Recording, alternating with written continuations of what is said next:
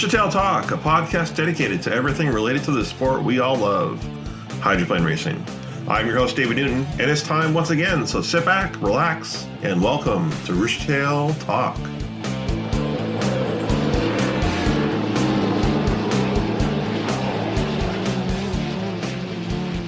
It is February 18th, 2020, and this is episode 22, an interview with Kelly Stocklin, part 2. Now, last time on Roostertail Talk, Kelly Stocklin shared some pretty interesting stories about taking the bucket list hydroplane out on Lake Union for the first day of the boating season. Since our last episode, there's been some breaking news from the team, as Kelly Stocklin and Bucket List Racing has acquired and purchased the number 2 hull from the Go Fast Turn Left racing organization. Now, Kelly has confirmed that they're going to be racing it at least at Tri-Cities in Seattle this year. No official word if they'll be racing both boats, if that means there'll be a new driver in their camp to race the second boat, and what that exactly means for the team. But that is exciting for the team that they'll get a boat that can potentially cause more of a stir in competition. Go Fast Turn Left Racing hasn't announced yet if they're still planning on racing. I'm really hoping that they will. Last fall they did announce that Brian Perkins was leaving the team. I'm really hoping that this does not mean that the team is quitting and leaving the sport. I really hope to see them return this year as well. But I am excited for this episode as Kelly releases some more information about the new racing season and their team. It is middle of off season now. Wondering, I see a few things going on out there. Could you talk a little bit about your off season plans, what you've been doing to the hull, and maybe your running gear so the fans can know what's going on in the Bucket List Racing shop? Well, to go 150, we had to step on the engines a little bit and make them make a little bit more horsepower, and we did that. And when you do that, you find the weak link again. And there's a couple of things in that gearbox that were unhappy, and I did kill a gearbox really good this year, actually twice, because we're going a lot faster and we're pushing the boat really hard. And when you like step up the propeller pitches and things like that, the torque factor goes up, and it was pretty unhappy in there. So I'm redesigning some of the things in the gearbox to make it a little bit stronger. And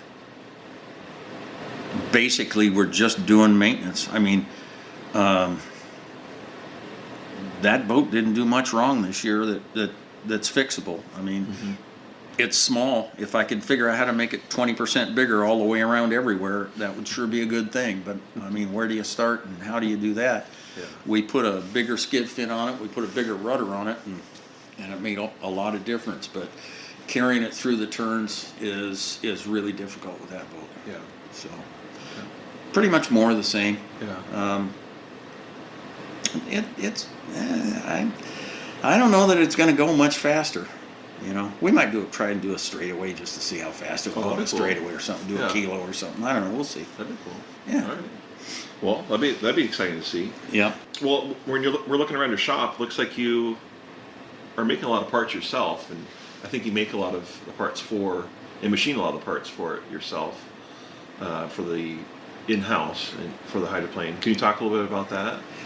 Well, there's no way I could do this if I didn't do most of it myself. It's unbelievably expensive to run one of these things, even at the level that I do. And there are guys out there that go picking through, everybody's leftovers and stuff like that, which I do too. But the value that I have is I can cut it all down and make it new again because my stuff's all smaller. And so I have that advantage. And I make all my own skid fins and rudders and propellers and the gearboxes and all the stuff. I like the propeller deal. Making propellers is not easy. It's difficult. It's frustrating and a little bit scary because if you make a mistake, you throw away a very, very expensive part. And the machining is not easy. It's just not an easy part to make. But when you're done with it, it's a pretty cool thing. So I'll be making another 3 or 4 propellers for my boat, making some new shafts, all that stuff. I do make some parts for other people, but not too many. If somebody needs something, I'll do it, but I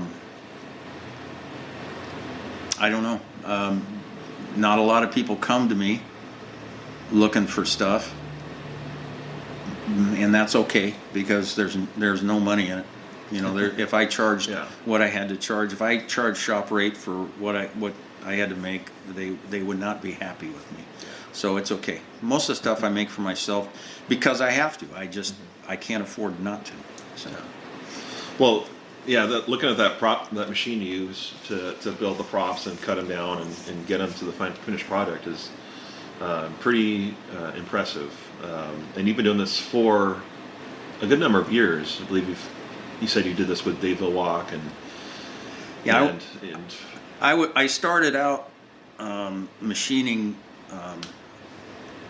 for myself, and then in between race boat teams, I went into the nuclear industry to help build robotic arms for nuclear reactors to check them and do some things, and that's where I really learned the CNC thing. And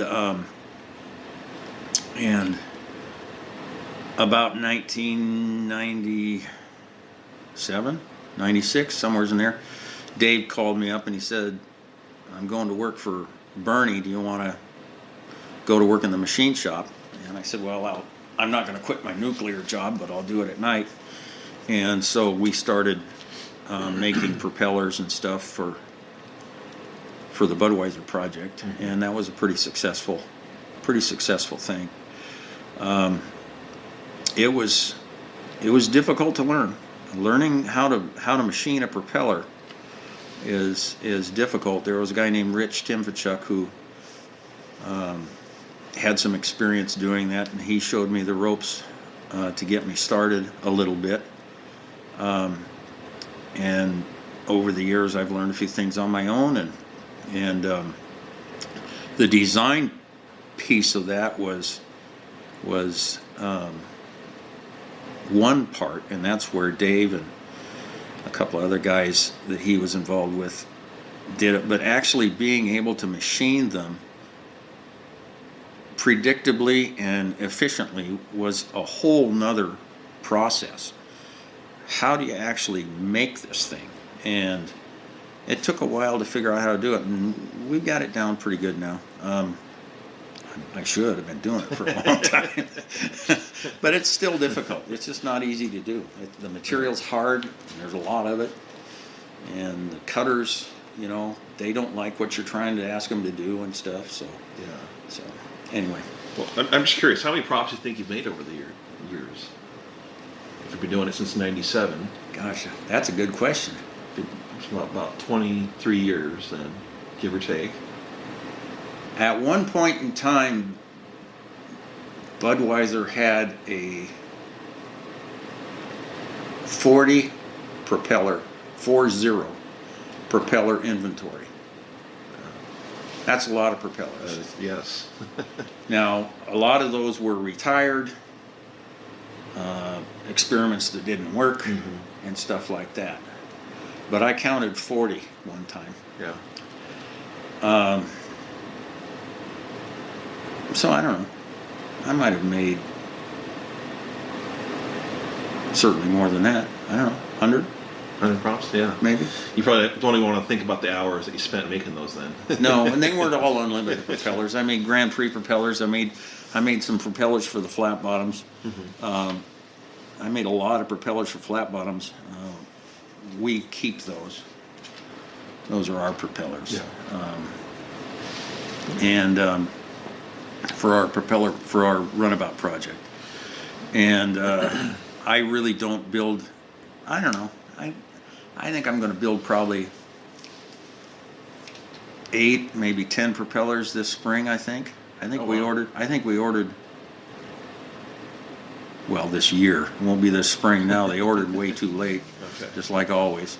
I think we got 12 forgings coming. Wow. I think.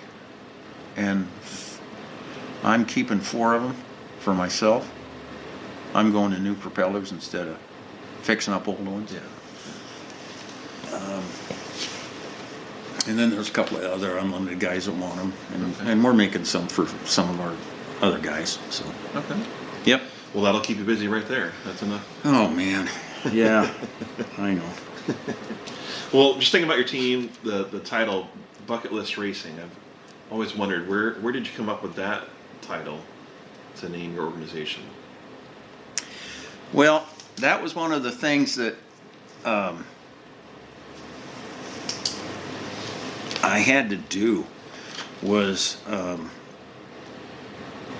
didn't want to look like the old gray-haired guy trying to relive my youth, even though that's exactly what I was doing. So the best way I could come up with not being criticized for that was to just flat out admit it, that that's what I was doing. And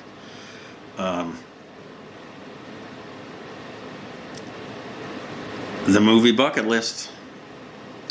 Yeah, I noticed that poster you have in there. Yeah, you're standing right there next to Jack Nicholson and is it Morgan Freeman out there? Yeah, my wife did that. She took a picture of that picture right there. As a matter of fact, the one that my first year they took that picture of me, and then they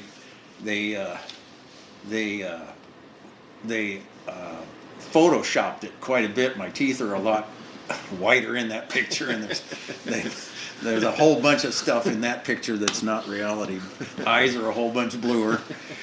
Anyway, so she cut out that picture and stuck it up there and put it up on the wall, that bucket list. But here's the deal about the bucket list thing. Everybody should have a bucket list. I mean, a bucket list, what's a bucket list? It's a goal with a timeline. Mm-hmm. That's what it is. And isn't that how you how you get things done, is you set a goal and you put a time limit on it. Right. Well, so everybody, whether you're 5 years old or 50 or 150 years old, you should have your bucket list. I mean, what am I going to do next? What do I have to do? Am I going to raise my kids right? I mean, am I going to go buy a fancy car? Am I going to go buy a hydroplane? All that stuff, that's a bucket list. I mean, isn't it? Yeah. So that's where that came from. And to be honest with you, a couple of the guys on the team, when I first started, they were not in favor of that. They said, "Oh, they're going to think we're a bunch of old guys," and gee, that. And I said, "Well, that's exactly what we are. I'm 60 years old, and I'm going to go be a rookie driver for unlimited hydroplanes. I was 60 when I did it, and I mean, you can't deny that. And so that's where that came from, and I think it was received reasonably well. And as long as we don't take it too serious, it's okay. Yeah. It's the bucket list racing team. And to be honest with you, I got the youngest crew chief in the whole sport. And he's got a bucket list. He's got things he wants to do. So you don't have to be an old guy to have a bucket list. It's just that movie was a bunch of old guys, and they were out of time. They said, "Boy, we better get going here." And that's what they did. And that's kind of what I did. You know what? I'm not getting any younger, and I better get going. And that's what Sharon said to me. She said, "If you got something on that you want to do, you better go do it, because I'm not going to have you on your deathbed wishing you had done something." And that's where this whole thing got started. Right. Yeah. So. Well, you made a good point there. We all have our own bucket lists. Sure. It doesn't matter how old we are. We all have those things we want to do before we don't have time to do them. That's right. Yeah. That's right. Well. And that's just where it went. And I don't know where it's going to go from here, but it'll live on for a while. All right. Yeah. Well, yeah, that's cool.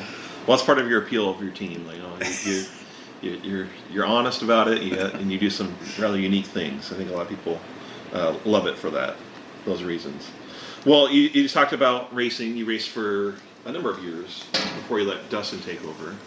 And before I talk about Dustin, was there any time that you were racing the 440 or the 18 as you started out with that got a little hairy out there, a little scary for you? Did you have any scary times in the boat? No. Really? Yeah. I know I wouldn't be able to say that if I did it. So it's not a fear thing. Yeah. It's anxious. Yeah. Like when you're waiting for the 5-minute gun to go off, that's probably the most anxious time that I've ever had in any boat is you're waiting for that 5-minute gun. Would they just shoot the gun so that I can get this thing started and get doing what I have to do, sitting here doing nothing. Yeah. That's probably the most anxious time. Mm-hmm. Fear, I don't know. It's not that I'm fearless. For me, you don't think about being scared. I mean, no. Yeah. If you're going to be scared, you probably shouldn't do it, maybe. I don't know. Yeah. And a lot of people think this sport's really, really dangerous, but to be honest with you, how many vehicles can you go out in and go 180 miles an hour, crash it, and walk away? Right. So how dangerous really is it? Yeah. I mean, it used to be extremely dangerous, but I think there's been some huge strides over the years. It looks like it's fairly set up now to where we've got it pretty figured out. But, I mean, to me, I think the thing's pretty safe. The sport definitely has come a long ways, right? Yep. It's the safest that's ever been. Yep. We only lost one driver in that enclosed canopy. I believe that's true. Was, George Stratton, and so before that, 1982 was the last person to pass away. So we've gone quite a number of years with very little fatalities. Yep, and I'm not so sure that had that crash happened in a different place, he might not have survived as well. Correct, yeah. That definitely wasn't, I don't think that was a case of enclosed canopy. I think there was a lot of other factors with right. that was very tragic happening, but yes, it was very unique as well. Yes. There's a lot of other things that went into that one. All right, well, so you got your time in the boat and you decided to put someone else in the cockpit. How did you decide on Dustin? What made you decide that was your guy?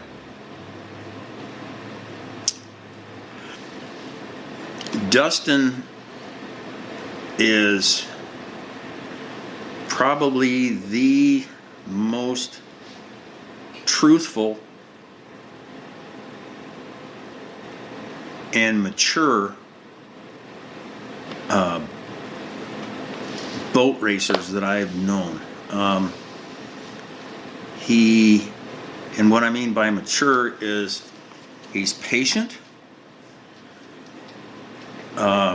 He's not critical. He critiques, but he's not critical. He tells us what he thinks the boat needs to do. He never complains when something's going wrong. The whole world can be coming down around us, and he's just there. And he knows what he has. He's driven that boat accordingly every time. And his tactical approach is very good for our team. We were in Detroit.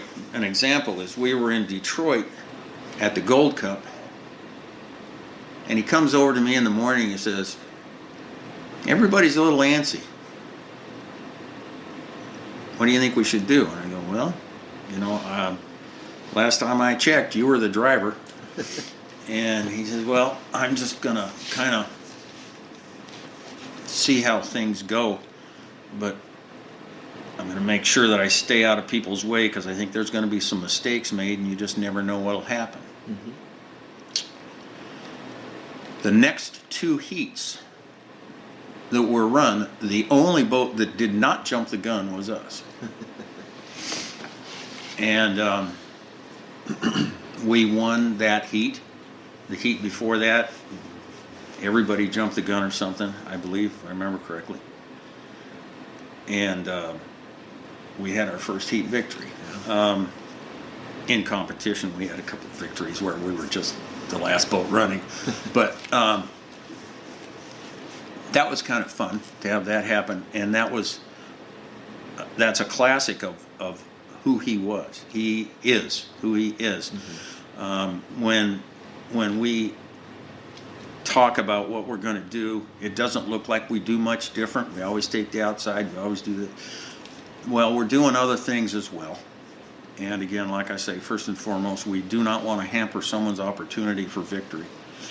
And because I expect if and when we ever get in a position to win, I don't want someone to get in the way of us unnecessarily. We've had that happen a few times where we would have finished a lot better had someone not done something stupid. There's a few heats out there that you can see that people did some incredibly stupid things out there and took us out. But that happens. And I don't think we've ever done that. Dustin got in the way of the 12 in a preliminary heat, and they traded a bump, but it didn't affect anybody too much, and it was a radio mistake. But with respect to that, that's about the only time that he's ever done that. Now, Dustin comes here. The funniest thing was, if you look at any of the pictures during testing, the first year he drove, the boat was all in gray primer and there was no canopy on it, and or engine cover and stuff like that. A month before we ran at that testing, I had called him and asked him if he wanted to do it like a month and a half before that or whatever, and he said sure. And I said, well, why don't you come down and take a look at the boat? Well, the boat was up on the jig. We had it all ratcheted down. We had to, straighten it all out. And we built almost like a frame rack for a car where we had anchors in the floor, and we were doing ratchet straps and stuff to bend the thing back around to get it back straightened out. There was no decks on it. None of the hardware was in it. There was no deck on it anywhere. And he says, so we're going to run this in a month. I go, yeah. What? And he said, okay. And he never said anything. He came down 2 nights a week, came down every Saturday, just like everybody else, and we got it done, and we went out and we ran it. And that's the kind of guy he is. He didn't say you guys are nuts. He didn't say, this is a stupid idea. I mean, it was a long ways away from running when he first looked at it. Yeah. And he's been that way all along. He's never said anything about in a negative way, and he's always raced or run the boat according to what he was given. Mm-hmm. And he never complained if it was substandard. Yeah. Well, it shows a lot of his character, like you said, right? Yep. That first time he comes to the shop and sees the boat that is not quite a boat, right? It's there's no deck and all that. But it was really fun to see at Seafair this past year. Him and his daughter's racing J-Stock outboards, and him working with her and seeing her race there on Seafair and the relationship they have, and just that kind of shows also his character, how loving he is and great of a father he is, right? Yeah, the little 440. Yeah. Little 440 that could. Yes. That's what they call it. Yeah. He has character that is to be admired. There's no question. He is an honorable man. Speaking about 440, it's a pretty unique number. How did you come up with that one for the hull? Because you started off with an 18. Right. So the 18 was the easiest way to get rid of a 13 on a number on a boat is to connect the horizontal lines with a vertical line and make it an 18 instead of a 13. And I didn't want that boat to be 13. And the 18 was to make something out of the 13. And then it was time to change the whole image of the boat and make it something other than what it was. Mm-hmm. So we went with orange because there was a Starfire runabout that we had worked on, and it's a beautiful boat, and I don't get to race it very much, but Glenn Davis, a dear friend who's now passed on, built it with Dave and Paul and a couple of other guys, a bunch of the runabout guys that have raced Starfires for years. They built this canopied Starfire to kind of be the sister ship to the 400 canopied Starfire that set so many records over the years. And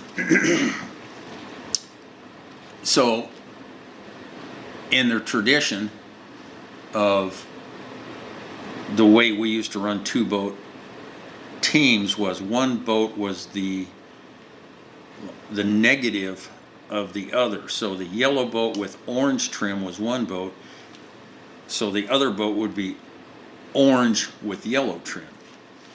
And because of the canopied yellow boat was that, we painted that boat, this boat that I drive, orange with yellow trim to be in concert with that. And then we were trying to figure out a number for it, and I used to run the 40. Dave's Cracker Box was the 40. In Unlimited Light, I ran the 40. Dave's Cracker Box was the 40. The Bardall was the 40. Yes. And the yellow boat was the 400. So we went 440. And it rolls off the tongue kind of nice. Yeah, and so that boat was the SS 440 in the super stock class. Well, that boat's here. It's the trophy in the shop. It's actually in my enclosed trailer right now, but when I'm not making a bunch of dust, it's out here in the shop. And we were working on the hydro and looked over at that and said, we should paint it that color and give it that number. So we're starting a fleet of boats. And so we picked a really nice color of orange called Tennessee Orange, and we painted it, and that's how it all happened. And it's kind of in remembrance of Glenn. Glenn Davis was an incredible man, and I learned a lot from him, and everybody that knew him in boat racing learned a lot from him, and I miss him a lot. Well, I knew that there was some significance there, and I'm glad to hear and share your story with that. And it's one thing I love about hydroplane racing is a lot of the teams can have their own unique personalities with the boats, the looks, and everything with it. And that's one thing you've really done a good job with. I think with having the bright orange, the unique number, the name, just having the different characteristics with that. So I think as a fan, that's one thing I love about the sport and how each team can just look so different. It's not like car racing where there's one or two bodies out there and maybe different colors, but just very unique experience. We try to keep our profile unique to everybody, and ours is. And that will be that's the so the air intake on that thing, the scoop, it's kind of Smokin' Joe's. It is Smokin' Joe's. Yeah. What we did was the air intake on the thing before was hideous. It was awful, and I never had enough time to fix the air intake on it. Yeah, and that's one of the reasons why that thing went faster was we were choking the engine off. No. The amount of air that we were getting into it wasn't enough. Okay. So we we did a couple of things. I know we run a air intake off the thing that's a simulated shape that's out of one of the helicopters, the piece that bolts onto the front of the engine, and that channels the air in a lot nicer, and then that air intake is significantly bigger than the one we had. And that was part of what made the thing go a lot faster, was just giving the engine enough air. But the lower piece of the engine cover has always been on that boat from day one, and that's just a shape that was built by Dale Van Wieringen. And Taylor, my crew chief, and I, we go out to Mike Jones's place to go find a shape. I tell him I'm going to go find a shape for no air intake. And he goes, okay, and he doesn't know what I mean by that. And we start picking through all the stuff that's in the trash pile out there at Jones's place, Mike Jones's boneyard, and I find the old Smokin' Joe's. The molds? No, the part. Okay, the part. Okay. And I don't know what that thing weighs. They must have had to use a crane to put it on the boat. It was unbelievably heavy, and it's huge. It's big. And I said, "This is the shape we're going to do, and here's how we're going to section it. And I want you to build a piece off of this." And anyway, he did not understand what I was trying to explain to him to do, but it turned out pretty good. Yeah. And we got it to fit, and it's all cut down, but it is basically the Smokin' Joe's air intake put on our bottom. Cool. And it helped the boat a lot, and it gave it a little bit different look. Yeah. I think the Smokin' Joe's one was just too big. Right. It was really massive. It was. And then the tail feathers are a lot different shape than what anybody else runs. Oh, definitely. And that's something that I intend to keep forever. We're going to put a bigger rear wing on it. Oh, that's one of the changes. I'm building a bigger rear wing. A delta wing? No, just joking. No, yeah. No, just a bigger rear wing. We need more wing on the back. Okay. So we're going to do that and extend out the fairings a little bit, just because the wing's going to be longer. 4 1/2 is going to be longer. Okay. So. Okay. Well.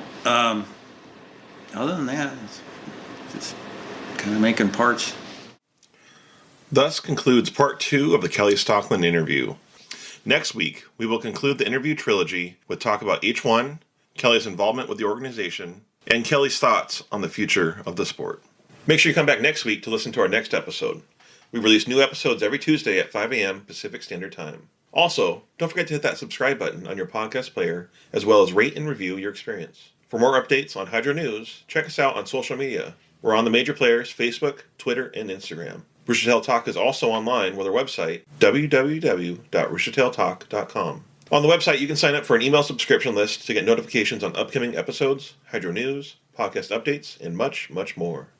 Finally, this is a free podcast to all of our listeners. And if you're really enjoying your experience and want to help us to continue to grow and expand, please donate. You can find a link to donate through PayPal on our website through the support tab. So until next time, I hope to see you at the races.